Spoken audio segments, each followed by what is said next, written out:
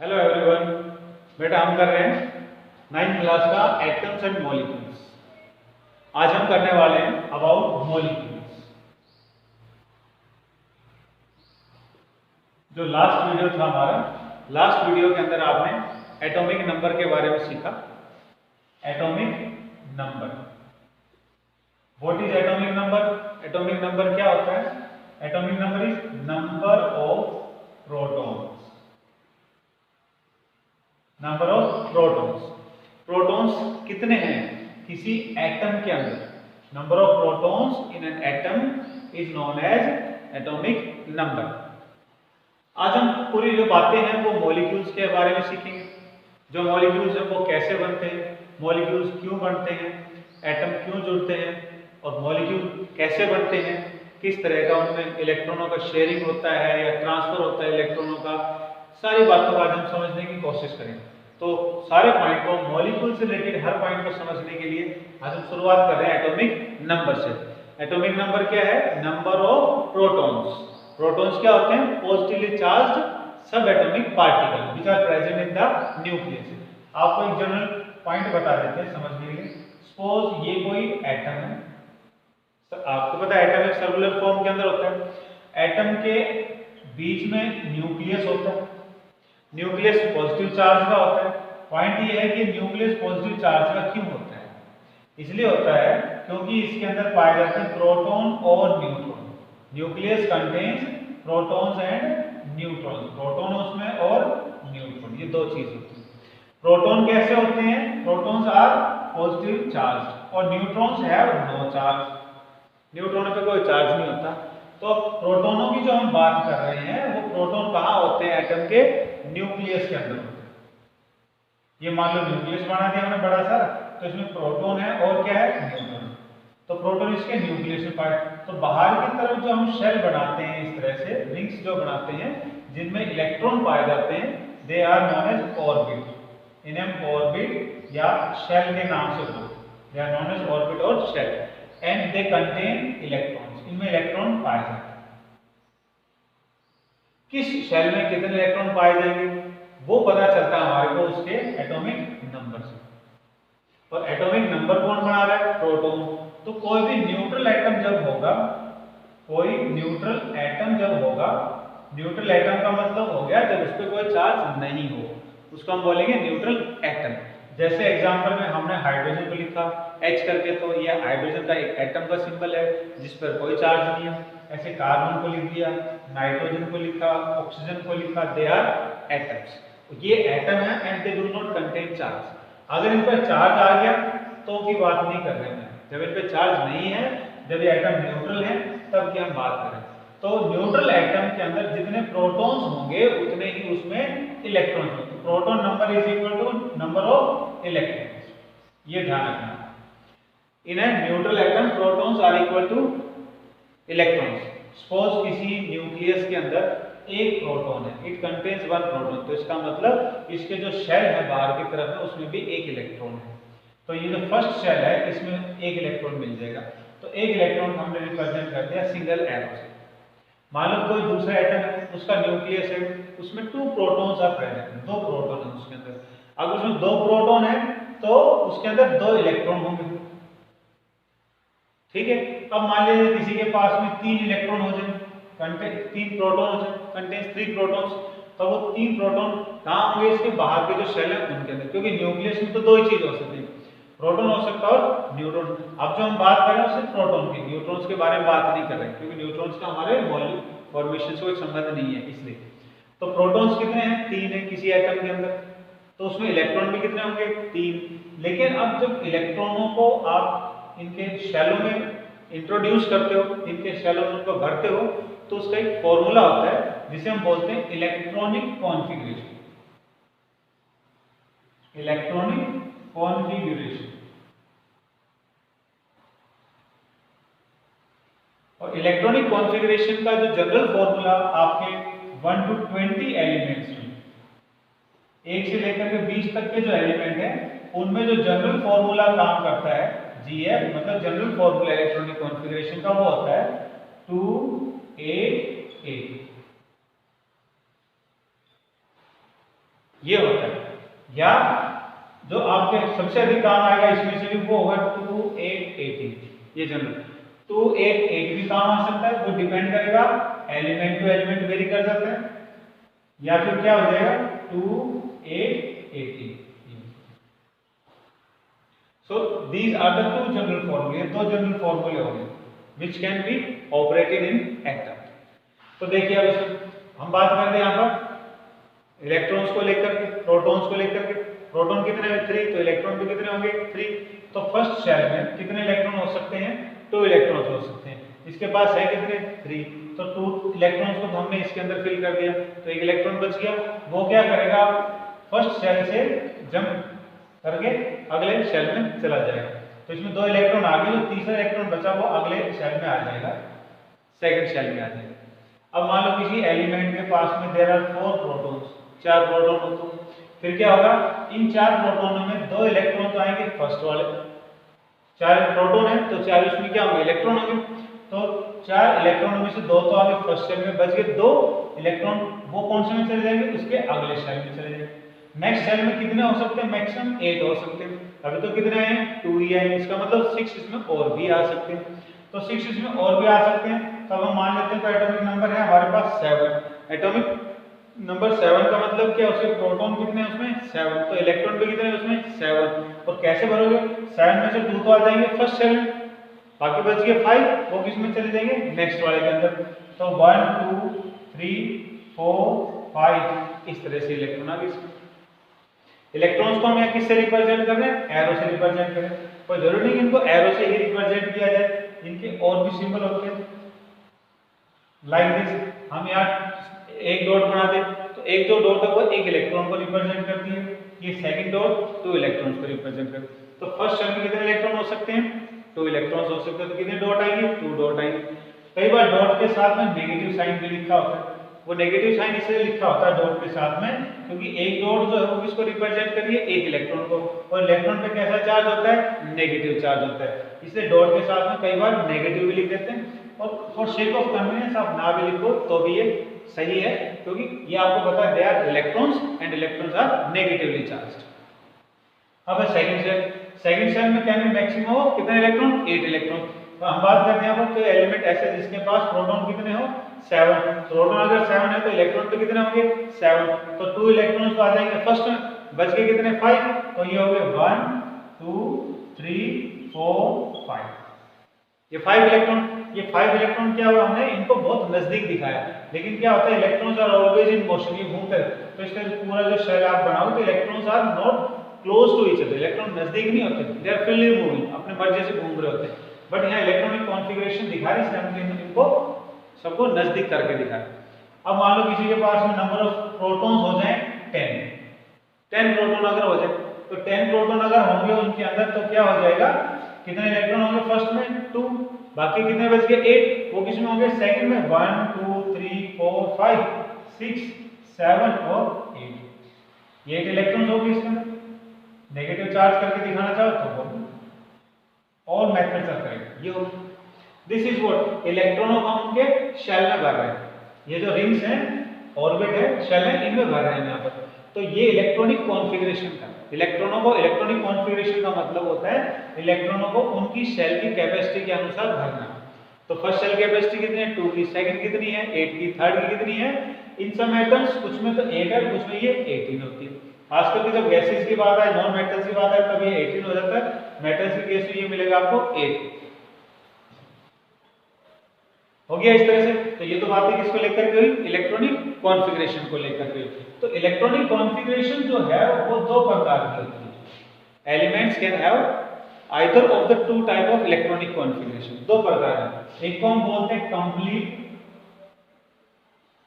Complete electronic configuration और एक को बोलते हैं इनकम्प्लीट इलेक्ट्रॉनिक कॉन्फ़िगरेशन। कंप्लीट का एक और नाम होता है उसे हम बोलते हैं fully filled electronic configuration.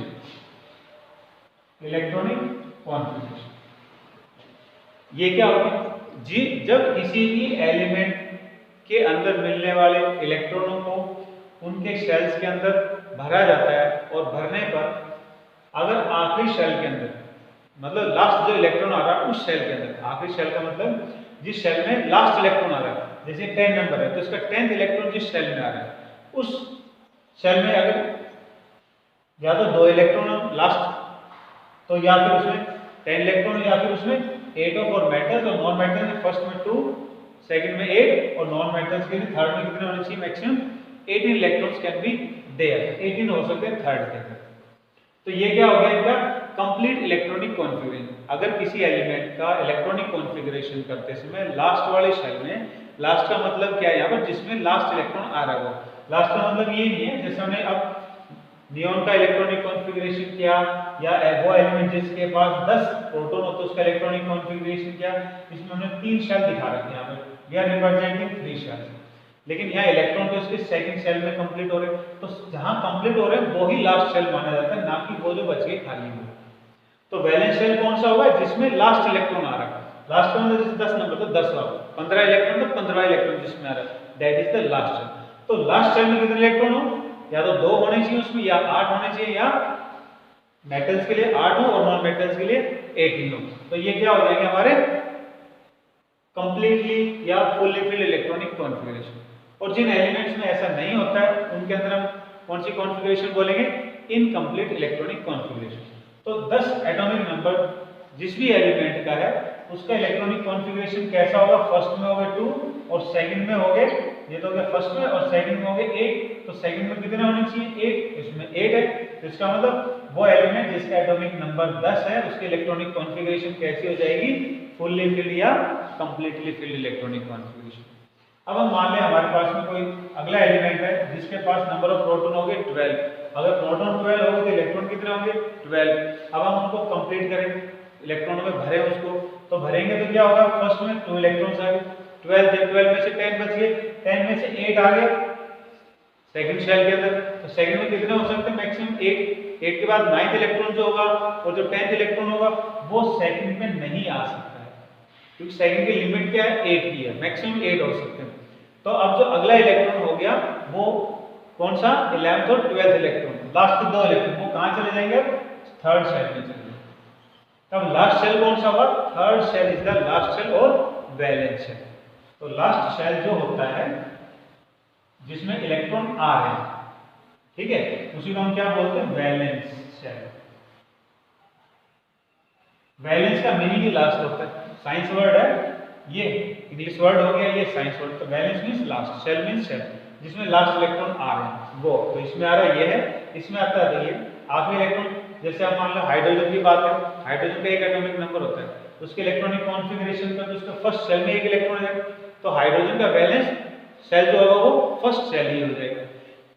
Helium की बात करें, हीलियम के पास में 2 इलेक्ट्रॉन होते हैं क्योंकि उसका एटॉमिक नंबर 2 होता है, तो 2 इलेक्ट्रॉन उसके फर्स्ट शेल में आ जाएंगे, तो फर्स्ट शेल ही उसका क्या होगा, लास्ट शेल होगा, यानी कि वैलेंस शेल।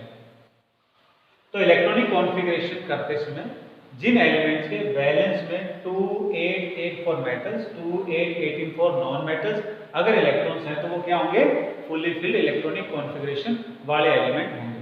और जिनमें नहीं है वो कैसे होंगे, फिर इनकम्प्लीट इलेक्ट्रॉनिक कॉन्फ़िगरेशन। एक और एग्जांपल ले लेते हैं इनकम्प्लीट इलेक्ट्रॉनिक कॉन्फ़िगरेशन का, दैट इज 13 नंबर मान लेते हैं।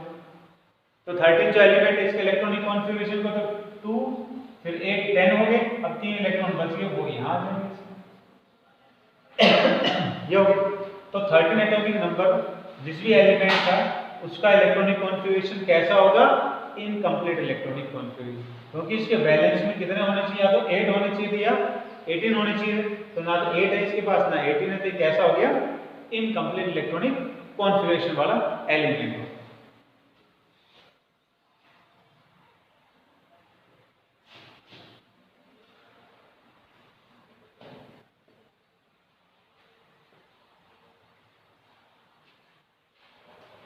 अब हम बात करते हैं why do atoms combine, why do atoms combine, atom क्यों जुड़ते हैं। तो इलेक्ट्रॉनिक कॉन्फ़िगरेशन जब आपने करी तो जिन एलिमेंटों की फुल्ली फिल्ड इलेक्ट्रॉनिक कॉन्फ़िगरेशन होती है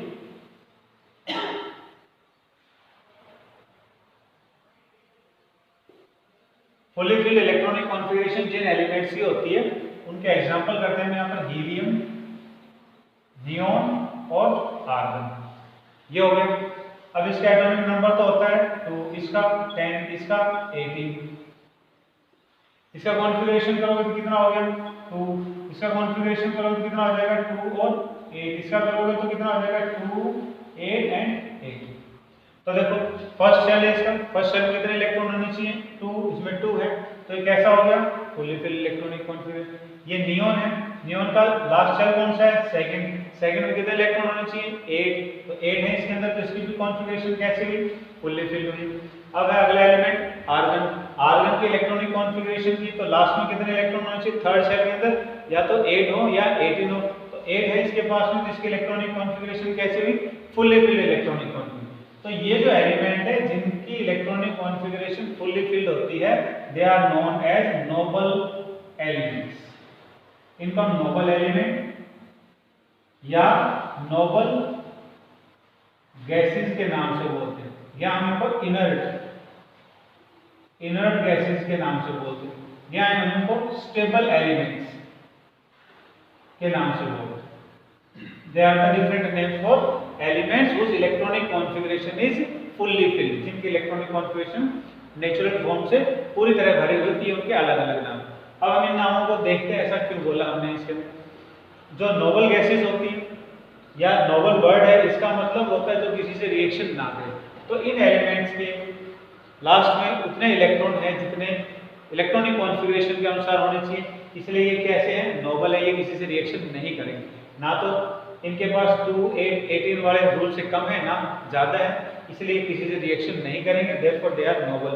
फिर है नोबल गैसेस, नोबल गैसेस भी बोला कि ये जो एलिमेंट है जिनका इलेक्ट्रॉनिक कॉन्फ़िगरेशन कंप्लीटली फिल्ड होता है नेचुरल फॉर्म से, वो लगभग अप्रोक्सीमेटली सारे के सारे एलिमेंट जो है वो गैसेस होते हैं, इसलिए क्या हो गया नोबल गैसेस बोल दिया। इनर्ट का मतलब अगेन वही नोबल वर्ड है, इसका नया नाम आ गया इनर्ट। इनर्ट का मतलब ये जो किसी से रिएक्शन ना करे, तो नोबल गैसेस का ही दूसरा नाम क्या होगा वो इनर्ट गैसेस।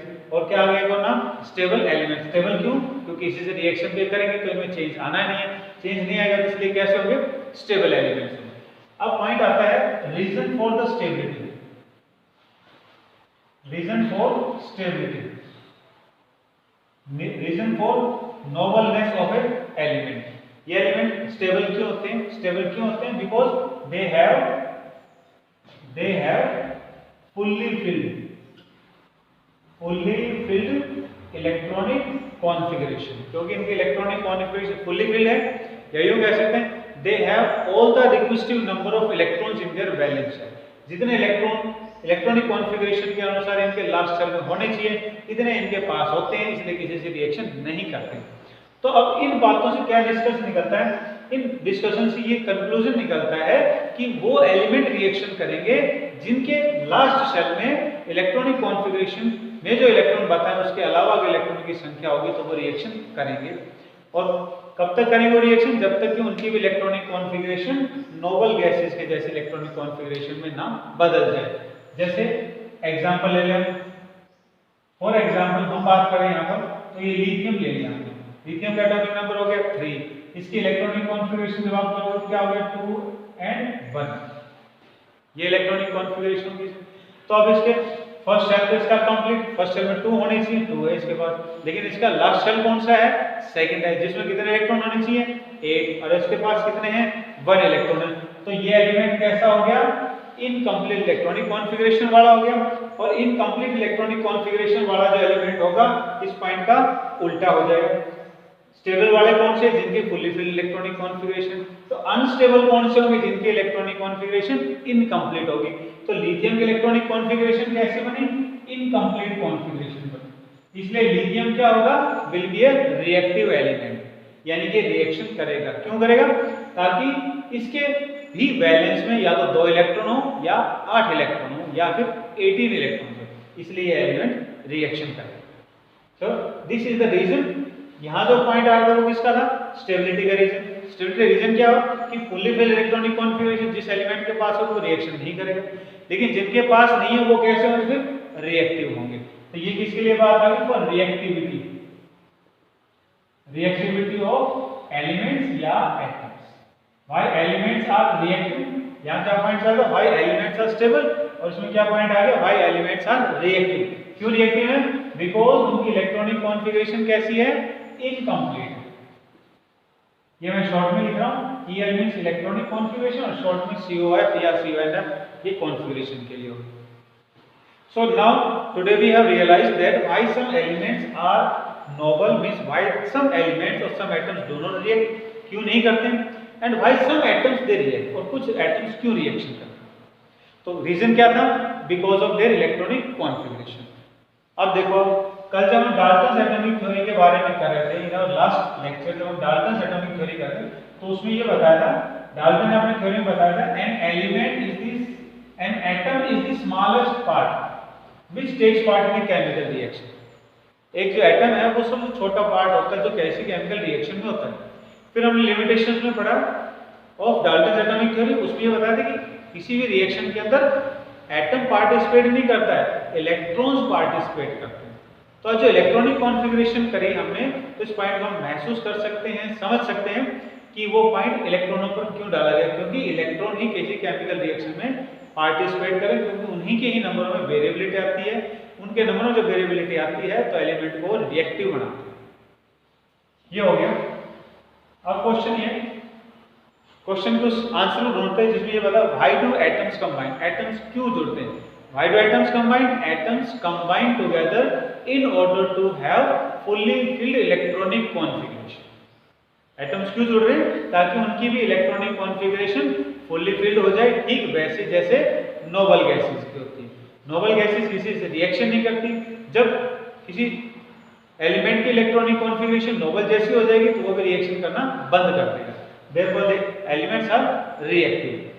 अब क्वेश्चन ये है, how do atoms combine to form molecule. Molecule बनाने के लिए, मॉलिक्यूल तो आपको पता है दो एटम जुड़े, दो ज्यादा एटम, तो दो एटम जब जुड़ रहे हैं तो वो कैसे जुड़ रहे हैं, उनमें बॉन्डिंग का क्या तरीका रहा है। तो there are two possible reasons, है तो और भी, लेकिन आपके सिलेबस के अनुसार हम बात करें आपके लेवल से, तो there are two main reasons. First है by transfer of electrons, atoms can combine, atom जुड़ सकते हैं, कैसे जुड़ सकते हैं, how do, by transfer of electrons, इलेक्ट्रॉनों के ट्रांसफर से जुड़ सकते हैं। फॉर एग्जांपल देखिए अब यहाँ पर, जैसे लिथियम की बात कर रहे हैं, लिथियम का एटॉमिक नंबर कितना, 2 और 1। अगला एग्जांपल एक और सोडियम, सोडियम का इलेक्ट्रॉनिक कॉन्फ़िगरेशन कितना है, 2 8 एंड 1। ऐसे अब आप एक और एग्जांपल ले लो, जैसे पोटेशियम 19, इसका इलेक्ट्रॉनिक कॉन्फ़िगरेशन 2 8 8 एंड 1। तो इनके बैलेंस में क्या है, इनकम्प्लीट इलेक्ट्रॉनिक कॉन्फ़िगरेशन। जो लास्ट शेल है ये वाला, ये कौन सा है, वैलेंस शेल, BS शॉर्ट में लिख दिया, हो गया वैलेंस शेल। कैसा है, इनकम्प्लीट है। इनकम्प्लीट है तो कैसे होंगे, फिर ये रिएक्टिव होंगे। अब ये अपने ऑक्टेट को पूरा करने के लिए क्या कर सकते हैं, उन पॉइंट पर आ गए।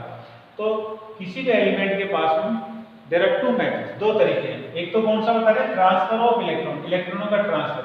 ट्रांसफर का मतलब या तो लूज कर दें या वो गेन कर लें, दोनों में से एक काम। दोनों काम कभी भी एक एटम एक साथ नहीं कर सकता, कि इलेक्ट्रॉन लूज भी करे गेन भी कर ले, या तो वो लूज करेगा इलेक्ट्रॉन को या वो गेन करेगा। तो यहाँ देखिए अब लिथियम के साथ, लिथियम के बैलेंस शेल है सेकंड, तो सेकंड में मैक्सिमम कितने इलेक्ट्रॉन होने चाहिए, 8 इलेक्ट्रॉन्स होने चाहिए। तो उसको 8 में बदलने के लिए अब लिथियम को क्या करना पड़ेगा, have to gain 7 electron, 7 electron लेने पड़ेंगे।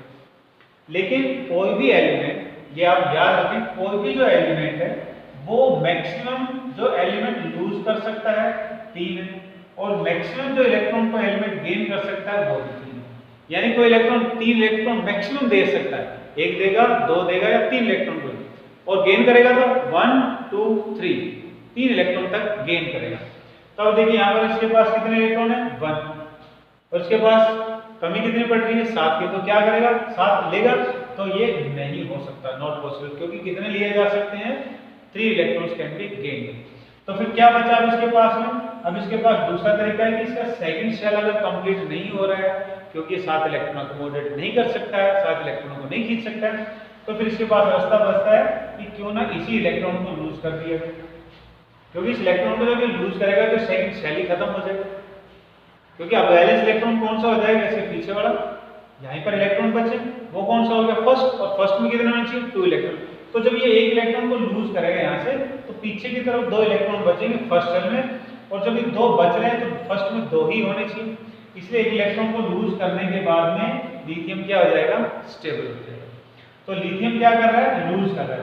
तो लूज करने की कंडीशन को हम कैसे लिखेंगे, लिथियम सिंबल लिखा है Li, इसके ऊपर प्लस चार्ज आ जाएगा, प्लस कितना आएगा, जितना कोई इलेक्ट्रॉन देगा, लूज करेगा, इसने एक इलेक्ट्रॉन लूज किया दिया, बन गया +1, प्लस इसके साथ में आप वो इलेक्ट्रॉन भी लिखो जो लूज हुए, कितने इलेक्ट्रॉन लूज हुए, इससे 1 इलेक्ट्रॉन, तो ये बन गया 1 इलेक्ट्रॉन।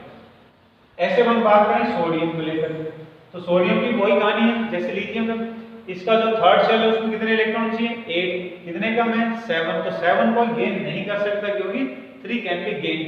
तो फिर क्या करेंगे, ये लूज कर देगा, क्योंकि लूज करने के बाद क्या हो जाएगा, पीछे की तरफ जो सेकंड शेल है उसमें 8 होनी चाहिए, 8 बच गए, यानी कि एक इलेक्ट्रॉन को लूज करने के बाद इसके पीछे का electronic configuration stable electronic configuration में बदल जाता है। तो ये क्या बन जाएगा, it will be Na plus 1 electron. तो 11 में से एक इलेक्ट्रॉन निकल गया, इसका बच गए 10। 10 में जो 10th इलेक्ट्रॉन है वो सेकंड शेल में आ रहा है, सेकंड कैसा हो गया, भरा हुआ हो गया, फुल्ली फिल्ड आ गया, फिर स्टेबल। तो यहाँ जब ये जो हमने लिखा है, ये फॉर्म जो हमने लिखा है यहाँ पर, ये कैसा, अनस्टेबल, ये अनस्टेबल, क्योंकि इलेक्ट्रॉनिक कॉन्फ़िगरेशन की कैसी चल रही, इनकम्प्लीट, लेकिन लूज करने के बाद में ये क्या हो रहा है, लॉस ऑफ इलेक्ट्रॉन, क्या हो रहा है, loss of electron.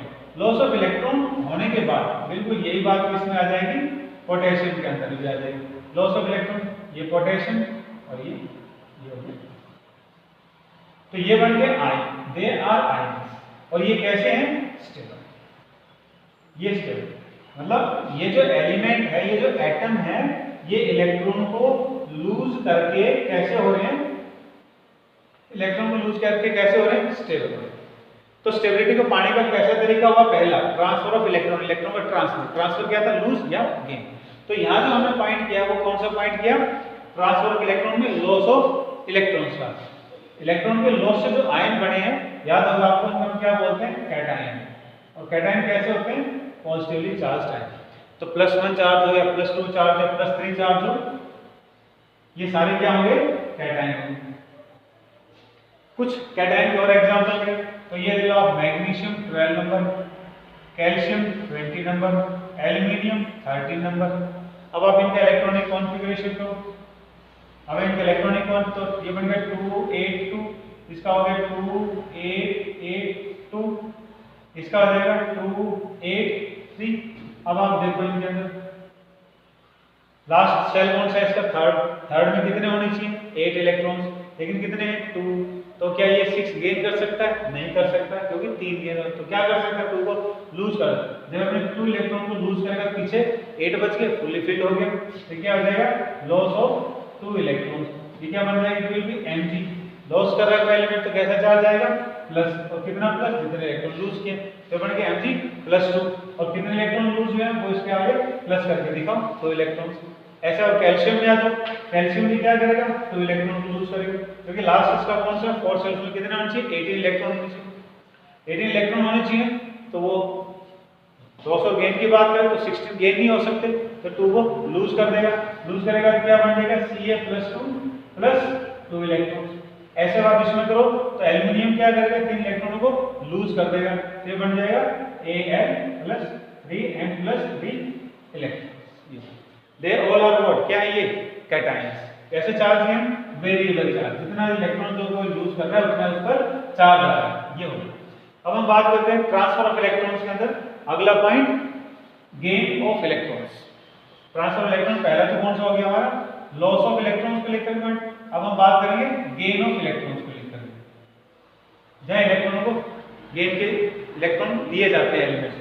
For example chlorine atomic number 9, इसका इलेक्ट्रॉनिक कॉन्फ़िगरेशन करोगे आप तो 2 और 7 हो गए, तो इसका फर्स्ट शेल कंप्लीट है, सेकंड शेल में कितने होने चाहिए, 8। अब इसके पास कितने हैं, 7, यानी कि 8 पूरा करने के लिए इसके पास एक इलेक्ट्रॉन की कमी है, एक इलेक्ट्रॉन कमी है तो ये क्या करेगा, गेन करेगा, तो ये बढ़ गया,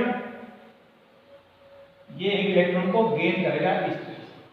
तो जब ये एक इलेक्ट्रॉन को गेन करेगा तो क्या बन जाएगा, फ्लोरीन -1 ये हो गया।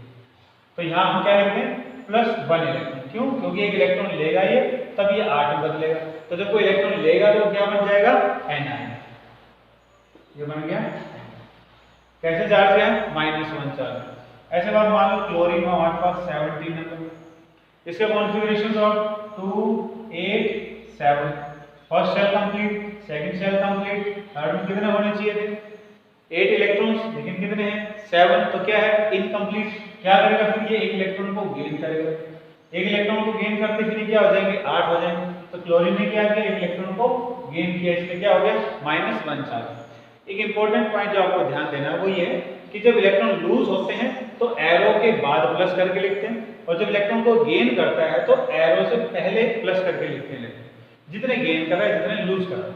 अगला एग्जांपल मान लेते हैं, जैसे ऑक्सीजन हो गया 8 नंबर इसका, इसके इलेक्ट्रॉनिक कॉन्फ़िगरेशन 2 और 6, first shell complete, second shell में कितने हैं, 6, तो क्या करेगा ये 8 पूरा करने के लिए क्या करेगा, 6 को तो लूज कर नहीं सकता ताकि पीछे, क्योंकि लूज कितने कर सकता है कोई 3, तो अब ये क्या करेगा, गेन करेगा, क्योंकि 2 कम है तो 2 इलेक्ट्रॉन गेन करेगा, 2 गेन करेगा तो क्या बन जाएगा, O2 नेगेटिव।